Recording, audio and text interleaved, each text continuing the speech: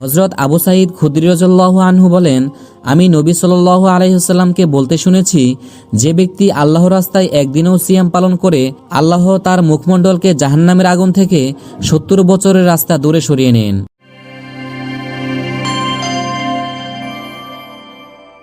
আসসালামু আলাইকুম ওয়া রাহমাতুল্লাহ। রোজা ইসলামের পঞ্চস্তম্ভের অন্যতম। রোজা ছাড়া কোনো ব্যক্তির ইসলাম পূর্ণ হয় না। রোজা রাখার মাধ্যমে ব্যক্তি আত্মশুদ্ধি ও আল্লাহর বিশেষ নৈকট্য লাভ করে। ইসলামের পূর্বে শরীয়তগুলোতেও রোজা ছিল। রোজা শুধুমাত্র ক্ষুধা ও পিপাসা থেকে বিরত থাকার নাম নয়, বরং এটি আল্লাহর নৈকট্য লাভের মাধ্যম। যারা খালিস নিয়তে রোজা রাখে, আল্লাহ তাদের অসংখ্য পুরস্কারে ভূষিত করবেন ইনশাআল্লাহ। রোজা সম্পর্কে মহান আল্লাহ তাআলা বলেন, হে মুমিনরা, তোমাদের উপর রোজা ফরজ করা হয়েছে, যেমন ফরজ করা হয়েছিল তোমাদের পূর্ববর্তীদের উপর, যাতে তোমরা তাকওয়া অর্জন করতে পারো। রোজাদারদের পুরস্কার লাভের কিছু শর্ত রয়েছে। রোজা শুধু বাহ্যিক পানাহার বর্জনের নাম নয়, বরং রোজার আরও কিছু দাবি ও শিক্ষা আছে। তা হলো আল্লাহর পুরো আনুগত্য করা এবং পাপ কাজ ছেড়ে দেওয়া, না হলে রোজা পালন অর্থহীন হয়ে যায়। হযরত আবু হুরায়রা রাদিয়াল্লাহু আনহু থেকে বর্ণিত, রাসূলুল্লাহ সাল্লাল্লাহু আলাইহি ওয়াসাল্লাম বলেন, যে ব্যক্তি মিথ্যা বলা এবং সে অনুযায়ী আমল বর্জন করেনি, তার এই পানাহার পরিত্যাগ করায় আল্লাহর কোনো প্রয়োজন নেই। সহিহ বুখারী হাদিস নং 1903। রোজা রাখার পুরস্কার। রোজাদারদের জন্য আল্লাহ তাআলা বিশেষ পুরস্কার রেখেছেন এবং রোজা রাখার একাধিক পুরস্কারের কথা কোরআন ও হাদিসে বর্ণিত হয়েছে। এর মধ্যে 10টি বিশেষ পুরস্কার বর্ণনা করা হলো। 1 নাম্বার হলো স্বয়ং আল্লাহ কর্তৃক পুরস্কার। হযরত আবু হুরায়রা রাদিয়াল্লাহু আনহু থেকে বর্ণিত, নবী করিম সাল্লাল্লাহু আলাইহি ওয়াসাল্লাম বলেছেন, আল্লাহ তাআলা বলেন, মানুষের প্রতিটি কাজ তার নিজের জন্যই, তবে রোজা ছাড়া। রোজা শুধু আমার জন্য, আমি নিজেই তার পুরস্কার দিব। আর রোজাদারদের মুখের গন্ধ আল্লাহর কাছে মিশকের ঘ্রাণের চেয়েও বেশি সুগন্ধযুক্ত। 2. রোজা অতুলনীয় আমল। হযরত আবু উমামা রাদিয়াল্লাহু আনহু বলেন, আমি একবার রাসূলুল্লাহ সাল্লাল্লাহু আলাইহি ওয়াসাল্লামের কাছে এসে বললাম, আমাকে এমন একটি ইবাদতের নির্দেশ দিন যা আমি আপনার নির্দেশক্রমে পালন করব। তিনি বললেন, তুমি রোজাকে আঁকড়ে ধরো, যেহেতু এর কোনো বিকল্প নেই। 3 নাম্বার হলো রোজা ঢাল স্বরূপ।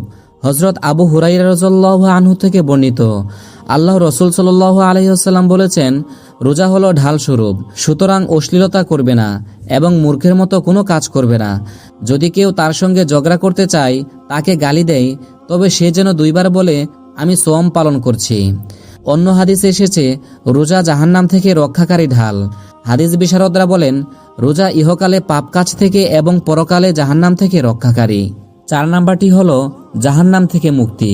হযরত আবু সাঈদ খুদরী রাদিয়াল্লাহু আনহু বলেন, আমি নবী সাল্লাল্লাহু আলাইহি ওয়াসাল্লামকে বলতে শুনেছি, যে ব্যক্তি আল্লাহর রাস্তায় একদিনও সিয়াম পালন করে আল্লাহ তার মুখমণ্ডলকে জাহান্নামের আগুন থেকে ৭০ বছরের রাস্তা দূরে সরিয়ে নেন।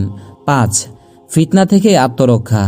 হুযায়ফা রাদিয়াল্লাহু আনহু থেকে বর্ণিত, রাসূলুল্লাহ সাল্লাল্লাহু আলাইহি ওয়াসাল্লাম বলেন, মানুষ নিজের পরিবার পরিজন, ধন সম্পদ, সন্তান সন্ততি, পাড়া প্রতিবেশীদের ব্যাপারে যে ফিতনায় পতিত হয়, নামাজ, রোজা, দান ও ন্যায়ের আদেশও অন্যায়ের নিষেধতা দূরীভূত করে দেয়।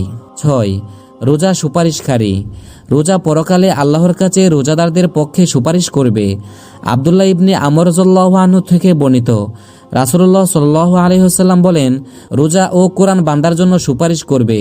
রোজা বলবে, হে আমার প্রতিপালক, নিশ্চয় আমি তাকে দিনের বেলা পানাহার ও প্রবৃত্তি থেকে বিরত রেখেছি, সুতরাং তার ব্যাপারে আমার সুপারিশ গ্রহণ করুন। কোরআন বলবে, আমি তাকে রাতের বেলা ঘুম থেকে দূরে রেখেছি, সুতরাং তার ব্যাপারে আমার সুপারিশ গ্রহণ করুন। অতঃপর তাদের সুপারিশকারী হিসেবে গ্রহণ করা হবে। 7 নাম্বারটি হলো জান্নাত লাভ।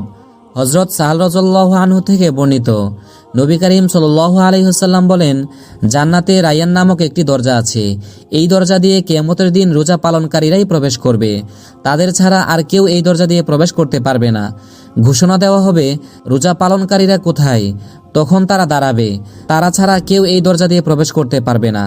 তাদের প্রবেশের পরই দরজা বন্ধ করে দেওয়া হবে, যাতে এই দরজা দিয়ে আর কেউ প্রবেশ করতে না পারে।